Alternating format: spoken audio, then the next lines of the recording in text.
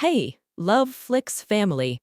Tonight, we're unraveling a story that's as seductive as it is intense, where love blurs the line between pleasure and pain. A billionaire with a past he can't escape. A woman drawn into his dark, irresistible world. Passion, control, and a love that defies all rules. This one's a roller coaster you don't want to miss.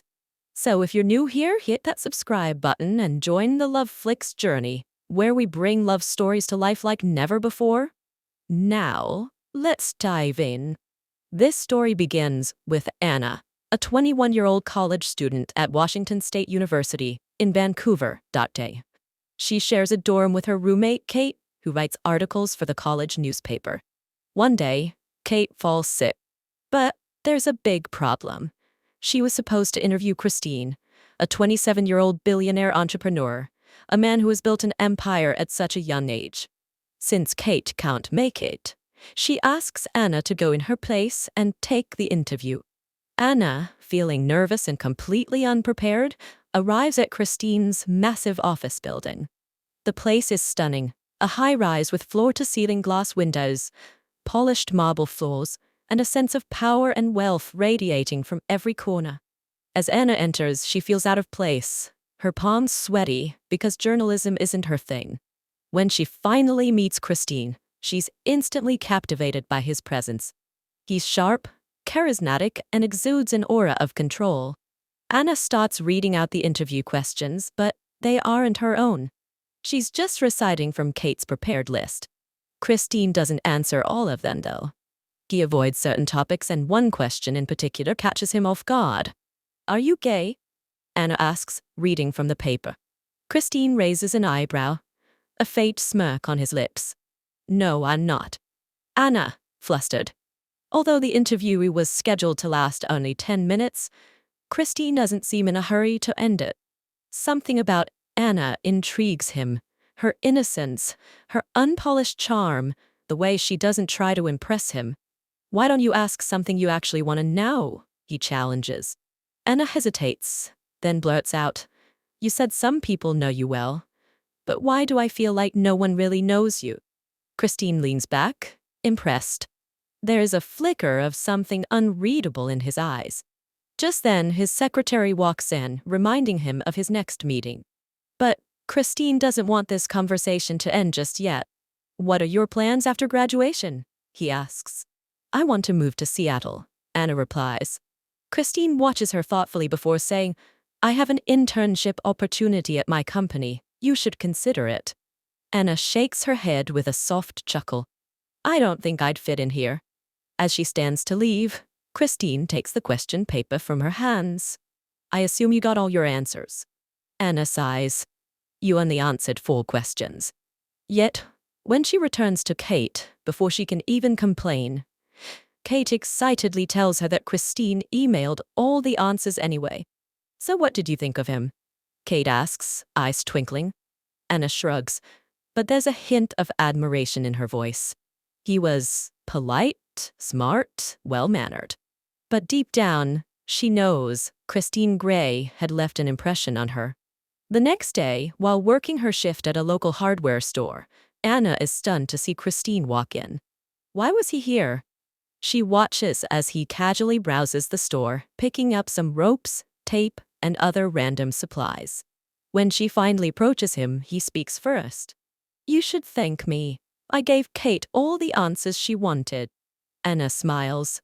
"Yeah, she is thrilled, but she was upset that she didn't have a clear picture of you for the article." Christine, without hesitation, offers, "I'll be around tomorrow. If she wants a picture, tell her to call me." And just like that, he takes out a card, scribbles something on it, and hands Anna his number. The next day, Anna, Kate, and their friend head to a photo shoot with Christine. After the shoot, Christine invites Anna for coffee. As they sit together, sipping their drinks, Christine asks, "Tell me about your family." Anna hesitates for a moment before opening up. "My dad passed away when I was little. My stepfather raised me after that." Christine listens intently, his expression unreadable. Anna doesn't realize it yet, but this coffee date is just the beginning of something much, much deeper. Anna smiled and said, "He's very nice. He loves me a lot. But then she hesitated and added, although my mom is on her fourth marriage now. Christine smirked. Quite romantic, I see. Anna chuckled. I guess I should be romantic too, considering I study English literature. But honestly, I don't even know if I am. Christine found her innocence utterly fascinating. He leaned back and said we should go. As they walked out, Anna hesitated before asking, Do you have a girlfriend? Christine's expression changed. I don't talk about that, he said flatly. Then, after a pause, he looked at her seriously. Not for you, Anna. You should stay away from me. Anna felt a strange pull toward him, but she nodded and said, Okay, bye then. The next day, at college, Anna's friend Kate excitedly announced, We're having a party tonight, and you're coming with us. Anna tried to protest, but soon she found herself at the club, caught up in the music, the flashing lights, and the excitement. She had more drinks than she could handle. The room spun around her, and just then, her phone rang. It was Christine. Anna, where are you? She slurred out the club's name. Stay right there. I'm coming, Christine said, his voice sharp with urgency. Anna barely processed his words when one of her guy friends leaned in and whispered, Anna, I really like you. She blinked in confusion, and before she could react, he tried to kiss her. She turned her face away. No, stop, she mumbled. But he didn't listen. He leaned in closer. And then, Christine appeared out of nowhere, shoving the guy back. He grabbed Anna's wrist gently but firmly and led her outside. The cool night air hit her flushed skin as she swayed on her feet. The next morning, when Anna woke up, she found herself in an unfamiliar hotel room. She sat up with a jolt. Christine stood by the window, hands in his pockets, watching her. Before you panic, no, we didn't do anything, he said casually. Anna exhaled in relief. Then her eyes narrowed. Wait, did you send those books to my house? Christine nodded. Thomas Hardy's first editions.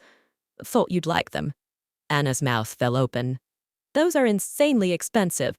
Christine shrugged. I wanted to apologize. For what? She asked, confused. For telling you to stay away, he admitted, his eyes dark and intense. Anna felt her heart race. Christine stepped closer, his voice dropping to a whisper. I don't do romance, Anna. My preferences are different. Something about the way he said it sent a shiver down her spine. She didn't understand. And then, in the elevator, everything changed. Christine pulled her close and kissed her. Deeply, desperately. Anna forgot to breathe. When the doors opened, they stood there, staring at each other, breathless. Christine smirked. I'll see you later. Anna barely managed to nod. That night, Christine took her to his home in a helicopter.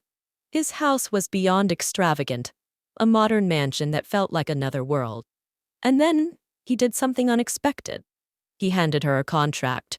This is an agreement, he said, his voice serious. It means whatever happens between us stays between us. Anna frowned but took the papers. She skimmed through them. So, you don't want me to tell anyone? She asked. Christine shook his head. No, I want more than that. Her heartbeat quickened. Like what?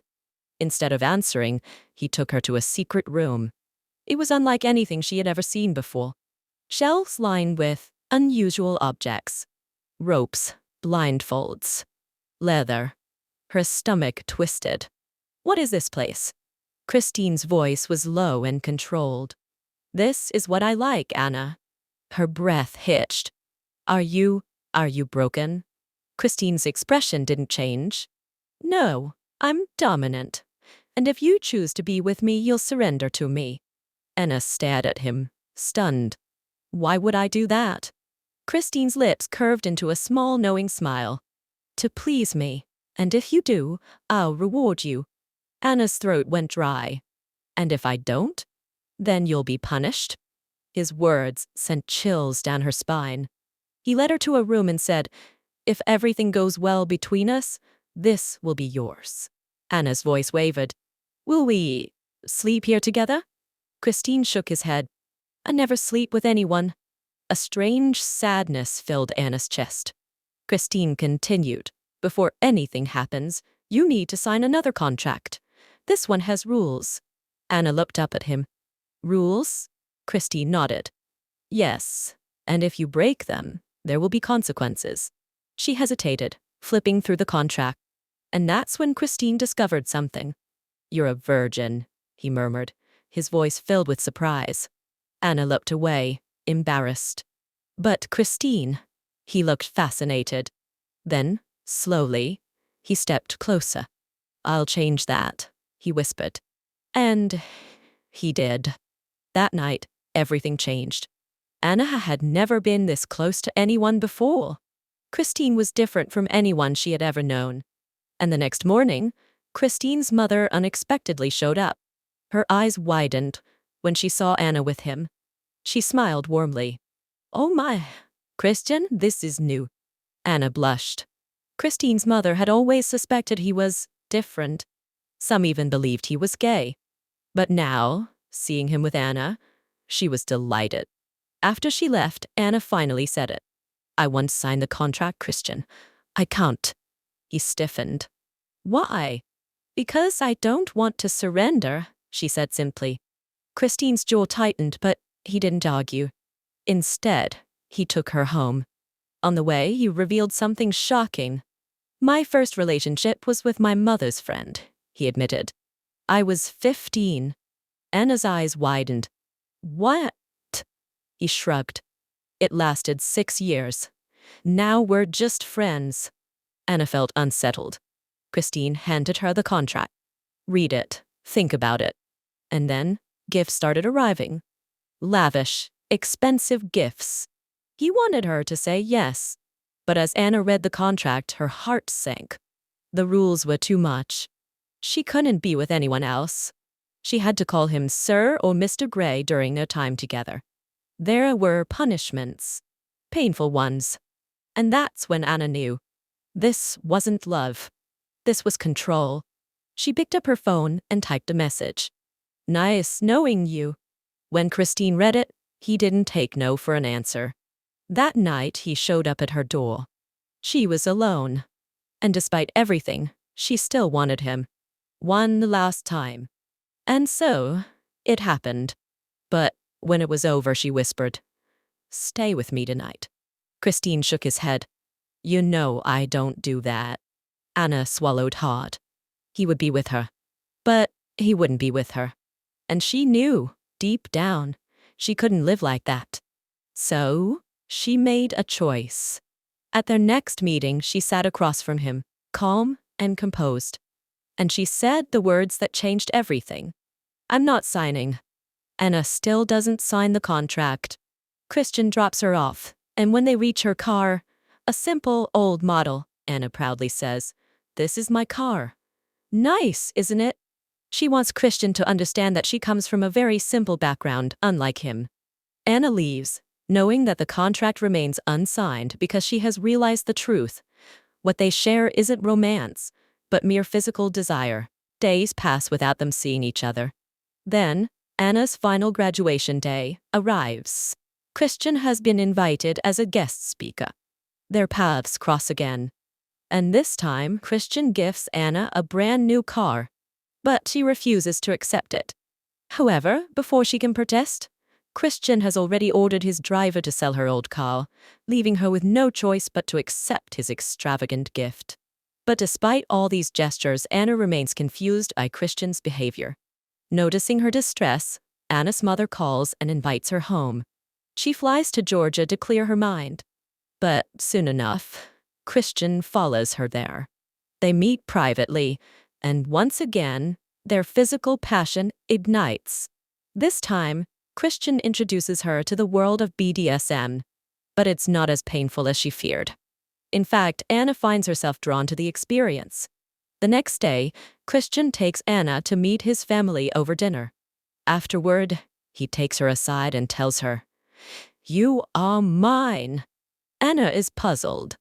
"Why can't we sleep together? Why won't you let me touch you? Why are you like this? I want to love you." Christian never allows her to touch him. Whenever they're close, he ties her hands, preventing her from exploring his body.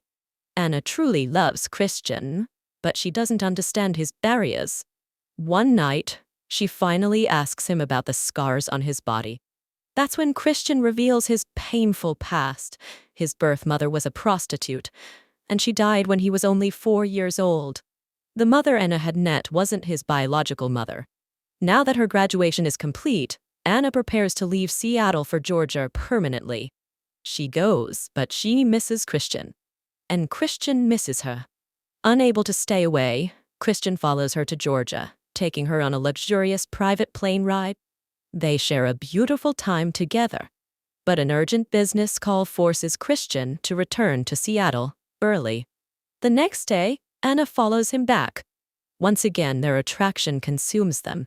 Christian makes love to her the way he wants, controlling, dominant, never allowing her to touch him. That night, Anna confronts him.